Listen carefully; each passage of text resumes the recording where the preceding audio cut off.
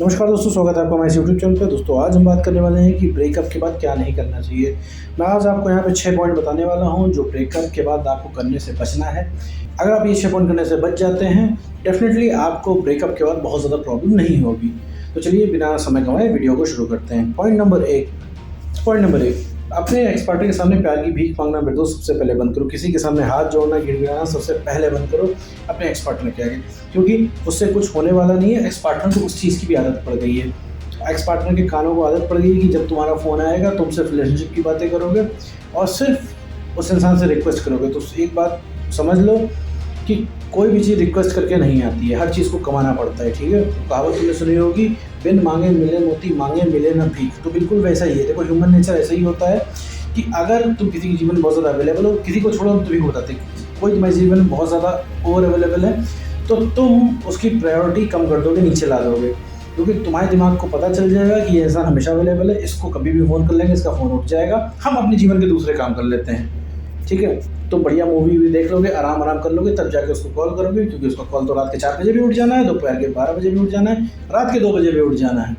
ठीक है, तो अपने आप प्रायोरिटी नीचे आ जाती है। तो देखो, रिलेशनशिप एक ज़िंदगी का पार्ट है, पूरी ज़िंदगी नहीं है ये।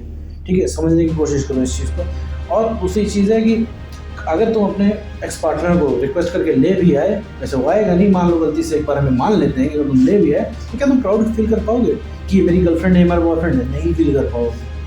तो सबसे पहले रिक्वेस्ट करना बंद करना पड़ेगा मेरे दोस्त। रिक्वेस्ट करने की गलती बिल्कुल ना करें। देखो, जितना ये सब तुम गलती करने से बचोगे, उतनी ही जल्दी तुम्हारे एक्स पार्टनर के रियलाइज होने के चांसेस हैं। ठीक है मेरे दोस्त। Point number 2, no contact rule follow करने से बचना नहीं है। अगर आप नो कॉन्टैक्ट रूल फॉलो नहीं करते हैं तो मेरे दोस्त आप गड्ढे में गिर रहे हो, क्योंकि आप नो कॉन्टैक्ट रूल नहीं फॉलो कर रहे हो, लगातार उससे कॉन्टैक्ट में बने हुए, लगातार उसकी तरफ से एक मिस इन्फॉर्मेशन आएगी, उसकी तरफ से मिस इन्फॉर्मेशन जो मिलेगी उससे कुछ नहीं होगा, सिर्फ ओवर थिंकिंग होगी। मान लीजिए आपने सोशल मीडिया पर उसको देख लिया, उसकी एक फ़ोटो अपलोड हुई हंसते हुए, तो वो हंसते हुए फ़ोटो उसने अपलोड की, आपको ओवर थिंकिंग होना शुरू हो गई, आपको तकलीफ होना शुरू हो गई कि ब्रेकअप करने के बाद मैं यहाँ पे इतना तकलीफ क्यों होती, परेशानी में, इसके मज़े क्यों इतना हंस कैसे सकता है कोई इंसान तक गिर कैसे सकता है? बताओ, ब्रेकअप को 6 महीने हो गए और उसे कोई भी एहसास नहीं है और उल्टा वो अपनी ज़िंदगी में मज़े कर रहा है। भाई, उसका खुश रहना तो जायज़ है, ऑब्वियस है भाई। वो ब्रेकअप करके गया, उसे आज़ादी मिली, वो तो मज़े में रहेगा ही। उसको तो प्यार करने वाले 10 हैं, इंक्लूडिंग यू। आप भी तो उसके पीछे पड़े हुए हो लगातार, तो उसको तो कोई लोड नहीं है, उसको तो कोई दिक्कत नहीं है। दिक्कत क्या है? दिक्कत आपको है कि आपको इस समय नहीं पूछ रहा है वो इंसान, तो वो तो खुश रहेगा। अब उसको हंसता हुआ देखोगे तो आपके अंदर हुई एक मिस इन्फॉर्मेशन आई और आपकी ओवर थिंकिंग शुरू हो गई। आपको कहीं ये लग रहा है कहीं उसने टाइम पास तो नहीं किया, कहीं वो थर्ड पर्सन को डेट तो नहीं कर रहा है, कहीं उसका शुरू से प्लान तो नहीं था, कहीं उसने पूरे रिलेशनशिप में मुझे धोखा नहीं दिया। तो सिर्फ ये कर करके आपका दिमाग का दही होगा बस। आप कोई भी चीज़ देख लोगे सोशल मीडिया पे पोस्ट उसकी, तो आप दिन भर सोच सोच के अपना दिमाग ख़राब कर लोगे। उसकी स्टोरीज़ देखोगे तो आपको मिस इन्फॉर्मेशन फैलेगी। आप रात में सोच के अपना दिमाग सो जा लोगे। ठीक है, कोई भी ऐसा कुछ देख लोगे तो आपका रात भर का काम हो जाएगा। तो आपको नो कॉन्टैक्ट रूल फॉलो करने से बचना नहीं है, बल्कि नो कॉन्टैक्ट रूल फॉलो करना है। और पॉइंट नंबर 3, देखो मेरे दोस्त, इसमें आशिक नहीं बनना है, आशिक बिल्कुल नहीं बनना है। देखो, आप मूवीज़ में देखते हो कि भैया ब्रेकअप हो जाता है और हीरो आशिक बन जाता है। ठीक है, तो आशिक बन गया, देवदास बन के नहीं बैठना है यहाँ पे। देवदास बन के बैठोगे तो सिर्फ एक इंसान को नुकसान करोगे, वो है खुद का। ठीक है, तो यहाँ तुम्हारा ही नुकसान है ना, इससे कोई फ़र्क पड़ने वाला है। अगर तुम देवदास बन के बैठते हो, आशिक बन के बैठते हो, या फिर तुम दारू पीना शुरू कर देते हो, शराब पीना शुरू कर देते हो, इससे किसी को फ़र्क नहीं पड़ता है, नुकसान सिर्फ तुमको होगा। और तुम्हें लगता है ये सब करके तुम अपना प्यार साबित कर लोगे या फिर बहुत ज़्यादा कूल लगोगे, तो ये भी तुम्हारी गलती है। ठीक है, सिर्फ दुनिया हंसती है इस पर, और दुनिया को तो छोड़ दो, दुनिया को हंसने दो। और ये सब सिर्फ कमज़ोरी को शो करता है। अगर तुम किसी के चक्कर में, ब्रेकअप के चक्कर में अगर तुमने शराब पीना शुरू कर दिया, अपने ऊपर ध्यान देना बंद कर दिया, तो ये सिर्फ एक कमज़ोरी की निशानी है मेरे दोस्त। देखो, कमज़ोर इंसान वो होता है जो ब्रेकअप के बाद ये सब शुरू कर देता है, आशिक बन जाता है। लेकिन मजबूत इंसान वही होता है जो ब्रेकअप के बाद उठ के खड़ा हो जाता है। ब्रेकअप के बाद वो काम करता है और अपने काम के दम पे अपने एक्स को रियलाइज़ करवाता है कि उसने क्या खोया है। गलती तुमने नहीं की है, गलती तुम्हारे एक्स पार्टनर ने की है तुमको छोड़ के।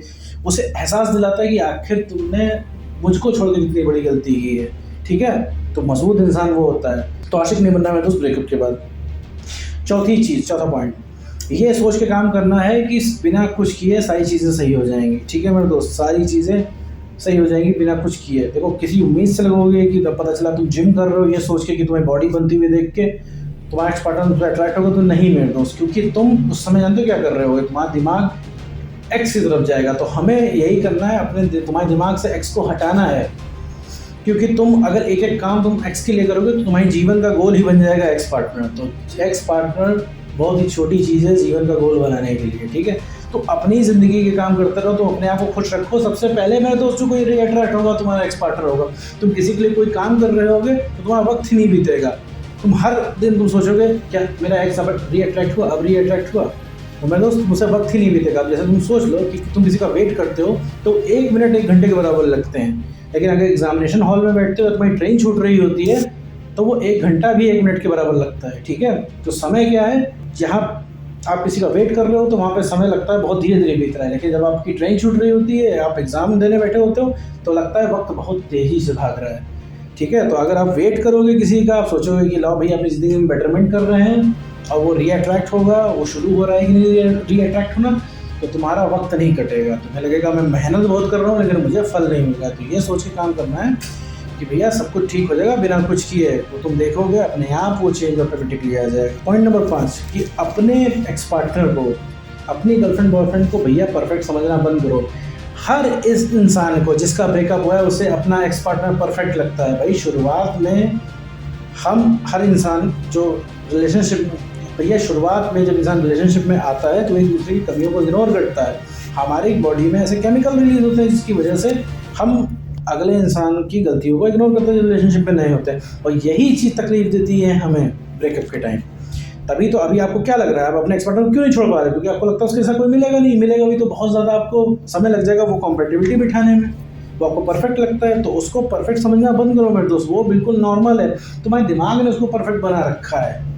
अभी तुम जब इन सब चीज़ों से बाहर निकलोगे तो तुम इसको कमियां दिखाई देंगी उसकी। अभी क्या है, तुम्हें कमियां उसकी दिख नहीं रही, सिर्फ पॉजिटिविटीज़ दिख रही हैं। तुमको छक मार के वही इंसान चाहिए, थोड़ा सा बुरा है लेकिन वही इंसान चाहिए, थोड़ा सा चिल्लाता है तुम्हारे पर लेकिन वही इंसान चाहिए, तुम्हें जलील करता है लेकिन तुम्हें वही इंसान चाहिए। तो ये भ्रम है तुम्हारा एक्स पार्टनर परफेक्ट नहीं है। पूरी दुनिया में इसका ब्रेकअप हुआ है, सबको अपना एक्स पार्टनर परफेक्ट लगता है।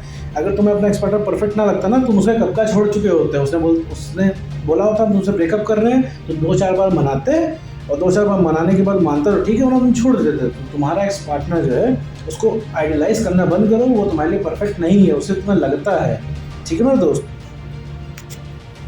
और छठा पॉइंट सबसे इम्पॉर्टेंट कि भैया अपने ब्रेकअप के दर्द को दूर करने के लिए किसी दूसरे रिलेशनशिप में ना जाएं। किसी दूसरे रिलेशनशिप में जाने का मतलब यही है कि आप अपनी परेशानी को बढ़ा रहे हैं, आप परेशान रहेंगे उस रिलेशनशिप में भी, क्योंकि आपकी प्रॉब्लम इंसान नहीं है। आपको क्या लगता है आपको ब्रेकअप इसलिए हुआ कि तुम्हारा एक्स पार्टनर गलत है, तो एक्स पार्टनर बुरा है? नहीं, तुम्हारी सेल्फ रिस्पेक्ट खत्म हो गई, तुम्हारा कॉन्फिडेंस डाउन है, इस वजह से ब्रेकअप हुआ है। तो नया भी पार्टनर आएगा, उसके साथ भी यही हालत होगी, 15-20 दिन 1 महीना बढ़िया चलेगा। इसके बाद आप अपने नए पार्टनर में भी पुराने पार्टनर का चेहरा खोजोगे, आपको लगेगा उसी तरह से उसी तरह बोले, तो उससे कोई फर्क पड़ने वाला नहीं है मेरे दोस्त, ठीक है। तो ये 6 पॉइंट मैंने बता दिए। एक ब्रेकअप के बाद इन 6 पॉइंट्स को करने से बचें, तो आपका रिलेशनशिप ख़राब नहीं होगा, आपकी सेल्फ रिस्पेक्ट और ज़्यादा गिरने से बच जाएगी, और आपके अंदर अट्रैक्टिव फैक्टर जनरेट होगा जिससे तुम्हारा एक्स